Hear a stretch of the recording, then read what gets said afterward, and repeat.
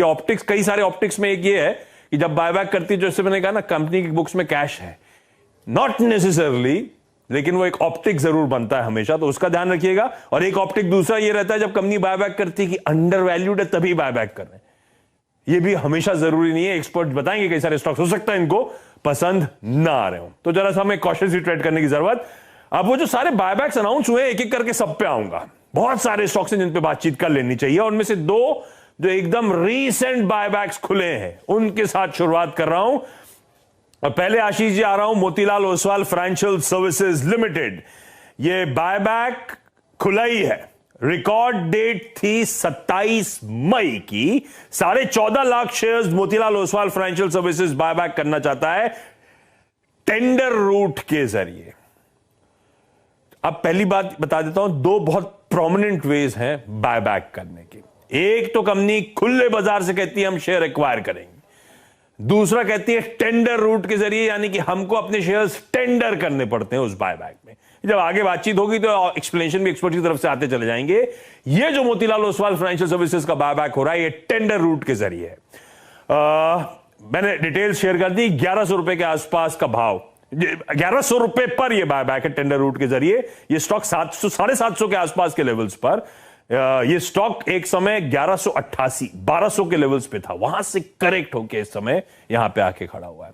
महेश्वरी साहब, क्योंकि ये तो वाला हो गया जिसका बायबैक खुला हुआ, शेयर्स टेंडर करने, पहला सवाल ए।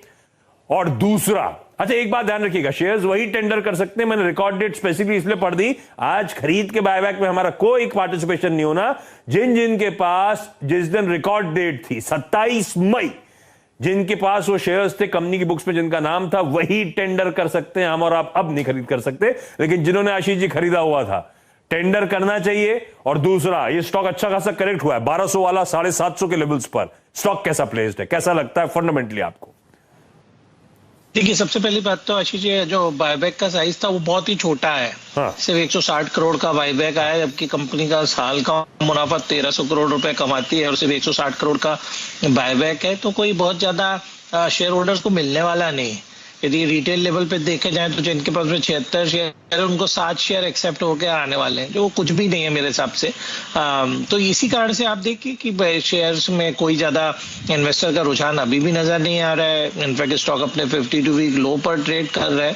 और मेरा मानना है कि जो ब्रोकिंग कंपनीज के स्टॉक्स का जो अंडर परफॉर्मेंस शुरू हुआ है, उसके चलते भी स्टॉक पर दबाव है, तो नई खरीदारी ना करने की सलाह रहेगी। और जिनके पास में भी स्टॉक है वो बिल्कुल आप टेंडर कर दीजिए स्टॉक में, क्योंकि आपको करीब 350 रुपए का गेन मिलेगा उन शेयर्स में, बट सिर्फ 10% शेयर का ही एक्सेप्टेंस रेशो मेरे हिसाब से होगा।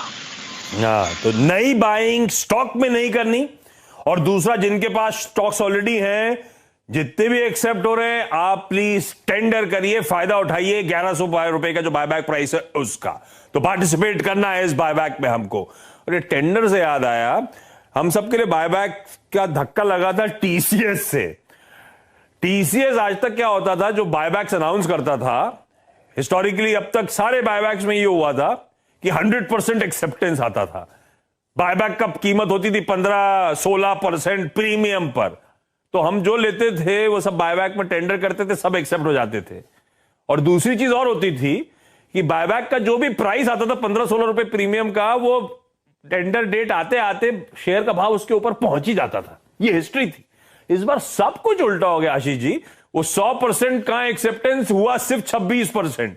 कहां 4500 तक उम्मीद थी स्टॉक पहुंच जाएगा, वो 3500-3400 खिसते उल्टा ही चला गया नीचे। तो ये बायबैक से थोड़ा डर लगने लगा है। टीसीएस में तो ऐसा हुआ कि क्योंकि पिछली बार का जो एक्सपीरियंस था निवेशकों का, तो रिटेल निवेशकों ने इनफैक्ट अपनी एफडीआर तोड़ कर टीसीएस का स्टॉक खरीदा और एफआईज को एक बड़ा मौका मिल गया इस स्टॉक में से एग्जिट करने का। तो अब इशू ये हुआ कि 10-20 स्ट्रॉन्ग एफआईआई से 2 लाख रिटेल निवेशकों के पास में नए टीसीएस के स्टॉक पहुंच गए, तो जिसके कारण से आपको स्टॉक में काफी प्रेशर हर लेवल पे नजर आता है। और बट मेरा मानना है कि अभी 3050-3100 का एक लेवल, एक अच्छा लेवल रहेगा टीसीएस को इनफैक्ट और बाइंग करने के लिए। बट जरूर बायबैक के पॉइंट ऑफ व्यू से तो एक बड़ा सेटबैक है ही आशीष जी। तो ठीक है, लेकिन इसका एक मतलब और है कि हम लोग मतलब मीडिया अच्छे से अपना काम कर रही है, अवेयरनेस फैला रही है ना। ये ऐसे भी देखना चाहिए ना, सबको पता चल गया बायबैक कितना लुक्रेटिव होता है, कहां 100% एक्सेप्टेंस होता था, सब अवेयर थे, सिर्फ 26% एक्सेप्टेंस हुआ। तो आप थोड़ा सा कॉशियस हो जाइए, अब स्ट्रीट अवेयर है कैसे बायबैक प्ले करना है। पहले ऐसा होता ही नहीं था, पहले ज्यादातर लोग टेंडर ही नहीं करते थे, पता ही नहीं होता था लोगों को। दूसरा स्टॉक जो अब बायबैक मार्केट में खुला हुआ है, शरद अवस्थी साहब आपके पास आऊंगा, जाइडस लाइफ साइंसेस खुला हुआ है, 23 जून को खुला था, 6 जुलाई को यह बायबैक बंद होगा। 1,15,00,000 शेयर्स का बायबैक, 650 रुपए का टेंडर रूट के जरिए 750 करोड़ रुपए कंपनी खर्च करेगी। 2 जून रिकॉर्ड डेट थी, यह ध्यान रखिएगा, जिनके पास था उस समय कंपनी की बुक्स में जिनका नाम था वो टेंडर कर सकते हैं। पर जाइडस का व्यू क्या बन रहा है, एक तो इस बायबैक पे, क्योंकि 650 का स्टॉक 350 पे, और शरद जी इस बीच बहुत खबरें आई जाइडस को लेकर, वो वैक्सीनेशन, वो ड्रग्स अप्रूवल, सब कुछ हुआ, पर ये स्टॉक चल के नहीं दे रहा, और अब ये बायबैक आता है। क्या करूं इस बायबैक में, और क्या है शेयर पे व्यू? देखिए, बायबैक में तो टेंडर करना चाहिए जिस टाइप का प्रीमियम आ रहा है, करीब 40-45% का प्रीमियम यहाँ पे भी है शायद, तो मुझे लगता है नहीं, यहाँ तो और ज्यादा है, करंट मार्केट प्राइस से 85% का प्रीमियम है, तो बायबैक में टेंडर करना चाहिए। बट एक्सेप्टेंस रेशियो जैसा अभी आशीष जी बोल रहे थे, यहाँ पे भी काफी कमी रहने की उम्मीद है, तो प्रमोटर्स वो इसमें टेंडर करते हैं नहीं करते हैं वो एक अलग पैरामीटर रहेगा। बट जनरली एक्सेप्टेंस रेशियो कम है ज्यादातर इश्यूज में, आप ये मान के चलिए। वैल्यूएशन वाइज अगर आप करंट प्राइसेस पे देखते हैं तो मुझे बहुत अट्रैक्टिव लगता है। Company one of the largest generic players है यूएस में भी, और रिच पाइपलाइन है एनडीए और एनडीए अप्रूवल्स की। अगले 3 साल में लगभग कंपनी 40 एनडीए अप्रूवल्स के लिए फाइल करने की बात कर रही है। FY24 ऑनवर्ड्स हम ये उम्मीद कर रहे हैं कि अर्निंग्स में भी उछाल आना चाहिए, तो मुझे लगता है ये एक बहुत बड़ा री रेटिंग कैंडिडेट हो सकता है। बट थोड़ा सा आपका वेटिंग टाइम हो सकता है, क्योंकि FY23 के नंबर्स में कोई ऐसा इंप्रूवमेंट दिखने की उम्मीद नहीं है।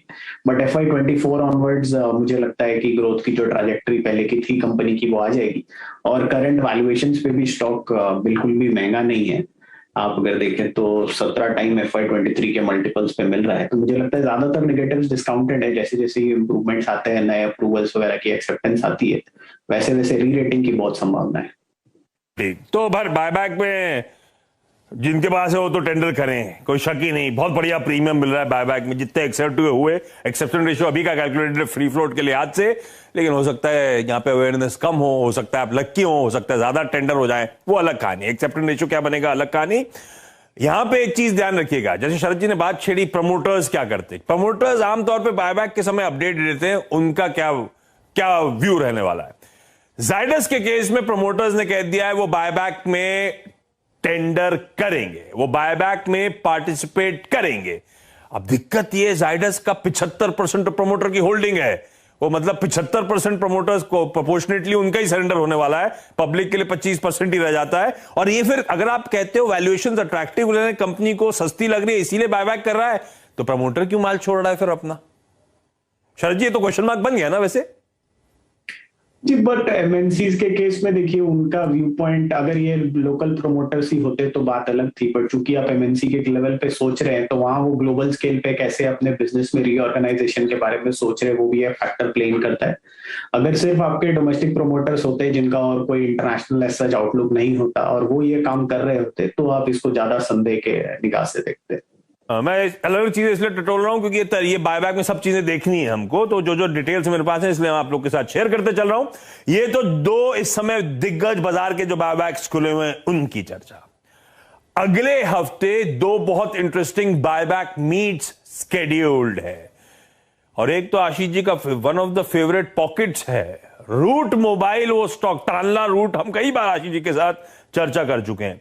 रूट मोबाइल की बोर्ड मीट है 28 जून को, आने वाले ट्यूसडे को। बायबैक प्रपोजल पे इस कंपनी का बोर्ड विचार करने जा रहा है, और ये स्टॉक, हालांकि इस तरह के सारे ग्रोथ स्टॉक्स, इस तरह की सारी स्टोरीज बहुत तगड़ा प्रेशर झेल चुकी है। 2400 का स्टॉक प्रीवियस क्लोज अनाउंसमेंट से पहले 1190 के आसपास, 1180 के आसपास चल रहा था, अब तो खैर वो बायबैक अनाउंसमेंट के साथ स्टॉक थोड़ा हरकत में आता हुआ नजर आया है। अब वो पता नहीं क्या क्वांटम होगा, क्या टेंडर रूट, खुले बाजार से, कोई इफ्स एंड बट्स कुछ नहीं पता मुझे, उस पर नहीं जा रहा। लेकिन स्टॉक कैसा है Ashish ji? Root mobile buyback कितना एक्साइट कर रहा है आपको, और स्टॉक पे कॉल क्या बनता है अब? मेरा मानना काफी पॉजिटिव डेवलपमेंट है बायबैक का, और मेरी सलाह रहेगी इस स्टॉक को टेंडर नहीं करना चाहिए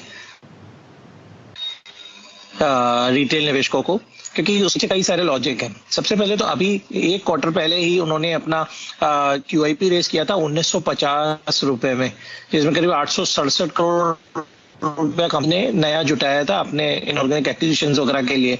तो उसमें बहुत अच्छे मार्की नेम्स आए थे जिन्होंने इस स्टॉक में निवेश किया था। तो मुझे लगता है कि यदि 1950 में बड़े निवेशकों को जो ज्यादा रिसर्च करते हैं स्टॉक पे उनको दिख रही है, तो कोई रीजन नहीं है आपको स्टॉक को 1500 1550 के लेवल पे टेंडर करने के। स्टॉक में कुछ ना कुछ स्टोरीज और एक्विजिशंस और जो ग्रोथ है उनकी वो काफी इंटैक्ट अगले 1 से 3 साल तक बनी रहेगी। तो मेरा मानना है 25% AGR से कंपनी की ग्रोथ एग्जिस्टिंग बिजनेस में ही अपेरेंटली दिखाई देगी। और प्लस जो बिजनेस मॉडल है, जो कम्युनिकेशन जो सीपास फ्लक्चुएट हो रही है, ऑडियो में दिक्कत आ रही है, लेकिन व्यू क्लियर थे। और ये व्यू तब बन गया आशीष सर के जब पता ही नहीं है कि बायबैक किस भाव पे, किस क्वांटम, पहले ही क्लियर है कि हमें टेंडर ही नहीं करना है। और सीधा रैशनल ये है कि जब दिग्गज इन्वेस्टर्स, वेल रिसर्च्ड इन्वेस्टर्स 1950 पे QIP issuance, marquee names check in होते हुए नजर आए थे, तो हम लोग सस्ते में निकल जाएंगे इस कंपनी से। तो स्टॉक पिटा हुआ है, कन्विक्शन लेकिन जस का तस बना हुआ है, और अप फ्रंट ही व्यू आ गया है कि इस पे हमें टेंडर ही नहीं करना है। तो इसका मतलब अब क्योंकि आपकी फ्रीक्वेंसी फ्लक्चुएट हो रही है, रूट मोबाइल इन लेवल्स पे बाय है।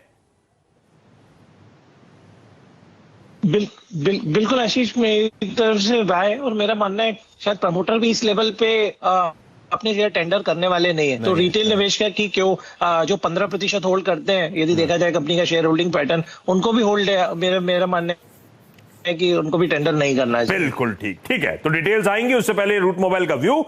इन लेवल्स पर अट्रैक्शन बढ़ता हुआ, वैल्यूएशंस के फ्रंट पे स्टॉक अट्रैक्टिवली प्लेस्ड। दूसरा और मच टॉक्ड अबाउट वो जो बायबैक रिलेटेड मीट आने वाली है, वो है बजाज ऑटो की। 27 जून को बजाज ऑटो की वो बोर्ड मीट शेड्यूल्ड, और फिर से पुनर्विचार करना चाहते हैं, फर्दर डेलिबरेट करना चाहते हैं बायबैक प्रपोजल पर। ये स्ट्रेस इसलिए डाला मैंने कि आज से कुछ दिन पहले 14 जून को भी एक बायबैक जिस दिन बैठक करी थी, पूरी स्ट्रीट उत्साहित, स्टॉक तेजी। उस दिन ये स्टॉक 5-6% गिर गया था, क्योंकि आउटकम आया कि बायबैक अभी नहीं कर रहा है, अभी तो हम फर्दर डेलिबरेट करेंगे, बाद में विचार करेंगे। अभी फिर से मीटिंग कर रहे हैं, है बुक्स में पैसा तगड़ा। FY22 जब खत्म हुआ था तो 19,020 करोड़, 19,080 करोड़ रुपए, 19,000 प्लस करोड़ रुपए इनकी बुक्स में पड़े हुए थे, और 2 दशकों बाद वापस बायबैक का मन बना रहा है बजाज ऑटो। ईयर 2000 में बायबैक हुआ था। शरद जी फिर से बायबैक की मीटिंग बना रहे हैं, मन बना रहे हैं। मुझे लगता है पिछले बायबैक से इस बायबैक में एक चीज तो होगी, सेंटिमेंट जो बिगड़ा है, सवाल जो उठाए गए थे, ये लोग स्वीटन करके ही देंगे अगर देंगे तो। ऐसा है क्या? हो सकता है डिविडेंड भी डोल आउट कर दें, मानो कि ऐसा कुछ होने वाला है? बजाज ऑटो लगता है कैसा आपको फंडामेंटली, ये भी बताइए। देखिए, ये जो चीजें आप बोल रही है बिल्कुल हो सकता है, क्योंकि हमेशा से शेयर होल्डर फ्रेंडली रही है कंपनी, इसमें तो कोई डाउट रहा नहीं है। और आने वाले समय में हमें लगता है जैसे जैसे इनकी जो डिस्ट्रीब्यूशन रीच वगैरह ये और बढ़ा रहे हैं, प्लस जो बजाज चेतक का जो ईवी मॉडल है उस पर जो ट्रैक्शन आ रही है वो भी काफी पॉजिटिव है। तो हमें लगता, हमारा ये मानना है कि ग्रेजुअली नए प्रोडक्ट्स वगैरह भी आएंगे, जैसे वो ईवी KTM के साथ एक, और बजाज का और यूलू वगैरह के जो टाई अप्स हैं उसमें एक्सपोर्ट की भी अपॉर्चुनिटी निकलेगी। इसके अलावा हमें लगता है कंपनी नॉर्मल कोर्स में भी लगभग 4200 के आसपास के लक्ष्य हैं हमारे स्टॉक में, और अर्निंग्स ग्रोथ ट्रैजेक्टरी भी ठीक होनी चाहिए जैसे जैसे चिप वाली प्रॉब्लम भी रिजॉल्व होती है। और बाईबैक अगर आता है तो वो भी मैं मान रहा हूँ कि एग्जिस्टिंग प्राइस से प्रीमियम पे ही आएगा, जो अभी का ट्रेंड है, क्योंकि ज्यादातर इश्यूज जिसकी हम लोग बात भी कर रहे हैं सब में एवरेज में जो बाईबैक है वो 40-45% प्रीमियम पे है। अब बजाज ऑटो के केस में 40-45% प्रीमियम शायद ना हो, बट 15-20% भी प्रीमियम हुआ तो मेरे हिसाब से काफी बढ़िया रहेगा। बढ़िया। तो खैर वो बायबैक की जब डिटेल आएंगी तब डिटेल आएंगी, लेकिन हाँ हो सकता है प्रीमियम, हो सकता है एग्रेसिव एक बायबैक, वो सब देखते हैं क्या होगा। लेकिन वो बायबैक को छोड़ दीजिए, एक्स ऑफ बायबैक भी बजाज ऑटो अच्छा लग रहा है। बजाज ऑटो का 42 का टारगेट है, अर्निंग्स की ट्रेजेक्टरी अच्छी इंप्रूव होती हुई आगे नजर आएगी, तो फंडामेंटली अच्छा प्लेस्ड। अब बायबैक आने के बाद उस पर फिर विचार, लेकिन हाँ अच्छा कैश जनरेट कर रही है, बढ़िया तरीके से डिविडेंड डोल आउट कर रही थी बजाज ऑटो, एग्रेसिव डिविडेंड डोल आउट कर रही थी कैश रिटर्न करने के लिए। ये दूसरा तरीका हो गया शेयर होल्डरों को कैश रिटर्न करने का, बायबैक, जिस पर फिर से पुनर्विचार 27 तारीख को। समय वेस्ट नहीं करूंगा, अगला स्टॉक है Birla soft. 78 lakh rupees, 78 lakh shares का बायबैक, 3.25% आउटस्टैंडिंग इक्विटी का बायबैक, 500 रुपए पर शेयर पे 390 करोड़ रुपए खर्च करेगी कंपनी टेंडर रूट के जरिए। और यहां पे क्लियर है, प्रमोटर्स ने कह दिया हम पार्टिसिपेट नहीं करेंगे इस बायबैक में। अवस्थी साहब कैसी स्टार्टअप है बिरला सॉफ्ट? 585 के हाइज वाला 350 पे खड़ा हुआ है सर। देखिए उस टाइम पे तो वैल्यूएशंस थोड़ी सी स्ट्रेच्ड थी, बट अभी अगर आप देखें जैसे केपीआईटी वाली जो एक्विजिशन भी की है उसके बाद उस स्पेस में भी हैं, अगले 2 साल में भी हम ये उम्मीद कर रहे हैं 20-22% की अर्निंग CAGR आराम से रहनी चाहिए। और बाईबैक का प्राइस काफी अट्रैक्टिव है, तो उसमें आप टेंडर कर सकते हैं, बट उसके बाद उसको पोजीशन को वापस रिबिल्ड कर लीजिए, क्योंकि तुरंत ऐसा कोई इंप्रूवमेंट नहीं हो जाएगा। बट ये जो सिनर्जी है इसके बहुत सारे फायदे इस कंपनी को मिलने चाहिए, और जिस स्पेस में कंपनी काम कर रही है वहां पे भी ग्रोथ ठीक ठाक रहनी चाहिए। और अगर ये इलेक्ट्रिक व्हीकल वाले और हाइड्रोजन फ्यूल वाले एरिया में जो ये काम कर रहे हैं, अगर उसमें कुछ बड़ी डेवलपमेंट होती है तो अपवर्ड रिविजन भी हो सकती है टारगेट्स में। तो हमें लगता है ये डिसेंट बैठा है इन वैल्यूएशंस पे, और बाईबैक के थ्रू शायद कंपनी बताना चाह रही है कि आइडियल मल्टीपल 25 से 30 के आसपास होना चाहिए। प्रमोटर्स बताना चाहते हैं हम पार्टिसिपेट नहीं कर रहे हैं, कि हमें भरोसा है, ये स्टेटमेंट भी इंपॉर्टेंट। मैट्रिमनी.com आशीष जी, बायबैक का प्राइस 1150 रुपए, हालांकि है 75 करोड़ रुपए का बायबैक, 6.5 लाख शेयर्स बायबैक होते हुए नजर आएंगे। रिकॉर्ड डेट थी इसकी 4 आएगी, अभी तो 4 जुलाई। ये बायबैक पे पार्टिसिपेट करें, रिकॉर्ड डेट पे माल रखें या नहीं रखें, और मैट्रिमनी का कॉल क्या है सर? 75 करोड़ उसमें से डिसेंट है आशीष, की जब आपका मार्केट कैप ही 1800 करोड़ का हो तो 75 करोड़ भी ठीक है। और मेरा मानना है कि अच्छा एक सब्सटेंशियल प्रीमियम ऑफर किया जा रहा है निवेशकों को। और द बेस्ट पार्ट ये है कि इसमें रिटेल जो होल्डिंग है वो सिर्फ 10% ही है पूरे इशू में। तो आपके जो एक्सेप्टेंस की प्रोबेबिलिटी है शेयर्स की वो डिसेंट है यहाँ पर। तो मेरी सलाह रहेगी इनफैक्ट इस स्टॉक को बाय किया जा सकता है, और बायबैक में टेंडर पर्सपेक्टिव से परफॉर्मेंस में कंपनी के कोई बहुत ज्यादा इंप्रूवमेंट नहीं था Q4 में, पर अभी वो शादी सागा को उन्होंने एक्वायर किया, और भी क्योंकि कैश है कंपनी के पास में तो कुछ ऐसे ही मूव और देखने को मिल सकते हैं।